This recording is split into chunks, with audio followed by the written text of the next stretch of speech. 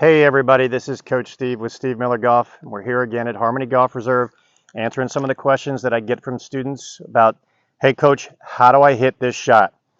So again, with another student, got this question, hey coach, how do I hit a stinger, or whenever I get in the trees, am I able to hit this shot that stays underneath the branches and still gets me some kind of distance that I can get out there? So we kept talking, trying to figure out like where it was going wrong, and he says he has a tendency to kind of like, hit down on it and it gets up too fast and hits that tree limb anyway. So there's a couple things that go into hitting this shot that are really, really important. And you have to be able to make these decisions when you're in here. So the first is, how far do I want this golf ball to possibly go? Because that's going to be a huge determination into what club you can select. The second thing is going to be, okay, where is that, limb out there? So that way I know that I've got to be able to stay underneath it. Well, when you start to factor those things in, this is by far the most important, but you do have an idea of how far you want it to go.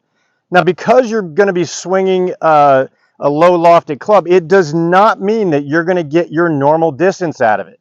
And the reason why is because we're going to be making sure we stay under control, keeping those arms a little bit lower, because right now it's about how do I get it out of trouble first.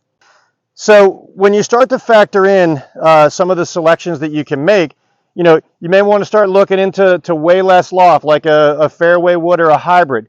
But again, swing it under control. You're probably not going to be going in for a 7-iron, but I'm going to give you a little example of like what the launch on a 7-iron might be from this situation. I'm going to step on my club face, and you see how that thing's starting to point up in the air right in the middle of that branch. Well, that's not a good selection either. So what I've done, I'm going to go ahead and select a 4-iron, and I'm going to work on keeping it low, which is important, and then trying to get as much distance as I can without trying to get too risky. So in order to hit this shot, the biggest things that we're going to do is we're going to get a little bit closer to it. We're going to be that little bit taller, and we're going to get the golf ball back in our stance. That way, when we come down on it steeper, we can keep that loft a little bit lower. And then we're going to cut off the follow through because we don't want it to rise too quickly. It may look a little bit like this. So again, ball back in stance. Pick a nice window that I'm trying to go through. We're going to be a little bit taller on it. I may even choke down a little bit on this one. We're going to swing up, down, and feel that cutoff.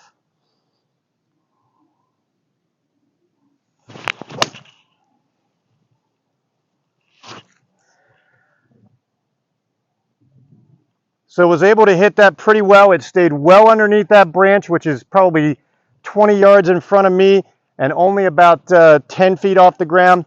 And that thing went right underneath it, and it's out there in a position where I've got a much closer shot into the green. I hope that this answered your question and helped you out with this part of your game. And if there's anything else I can do, please give me a call. And for everybody else, thanks for watching.